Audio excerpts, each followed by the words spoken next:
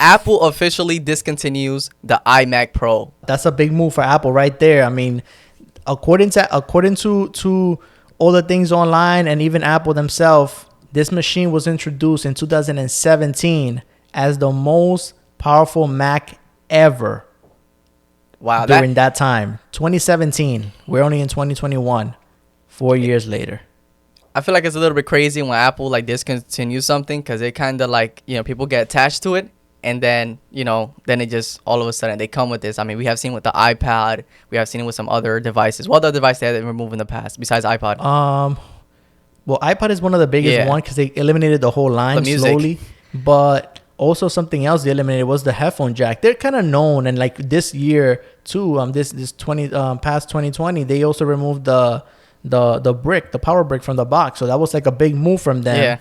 And now you see other companies making the same move. So they're kind of like the trend starters. They start the trend with these big moves. Correct. Now we gotta dive in a little bit deeper with Apple now is only selling the base model configuration while supply lasts. So if you want to get yourself an iMac, which is now gonna be, that's it, no more supplies, whatever's out there you can grab. So I think it's a solid computer, but let's see what the future holds us. I mean, I mean, honestly, I think that if it were me, I know that some people probably were like, I want to get it or whatever. I mean, I would just get it straight from eBay or somebody who's like selling it with a better configuration, because I feel like the base model is like, it's all right, and it's straight from Apple, it's brand new. But do you really need a brand new machine if you're trying to get something good and solid? You can just get it secondhand from someone else. Cheaper. Yeah. And the rumor reports that there's a new range of multicolor redesigned iMac with an all-new Apple processor to be announced. That's what's rumoring around the internet, around a bunch of articles, and I wonder what Apple's cooking. That's what I wonder. Yeah, I honestly, I've been like, for years now, we've been seeing at iMacs how iMacs haven't changed much. So to see a brand new iMac in like maybe like a display that's a little bit different. I mean, you guys know that we see these, like when you see an iMac, the ones that they have now is basically like a thick border all around. That to be removed. Imagine like a nice borderless or whatever bezel, whatever you want to call it, borderless, I guess. Like something new, something fresh, something different that we haven't seen. I think I'm ready for it.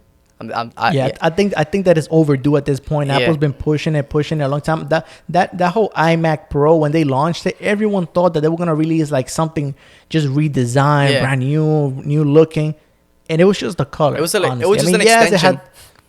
It wasn't like an extension. They put a little color there, and people got excited about the little color. But like the whole thing was the inside, the hardware. But now they're gonna change hardware and the looks. It's a big move. So people are really waiting for this one. It's a big move. Really.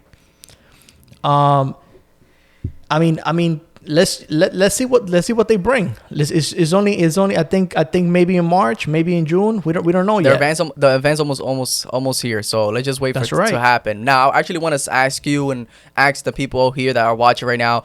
Do you own any Apple computer or looking forward to a new redesigned iMac? How do you feel about that?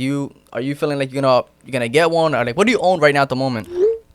I mean, I have a MacBook Pro, but I feel that if this redesign is worth it, it's worth it, and the hardware that ties to the redesign is worth it, maybe I'll get an iMac if the price is right, because that's another thing. Now that Apple's producing the processor, the price can change dramatically. Like this, we could see a new price that we've never seen before, like a new base model price that can get a lot of people an iMac for their home.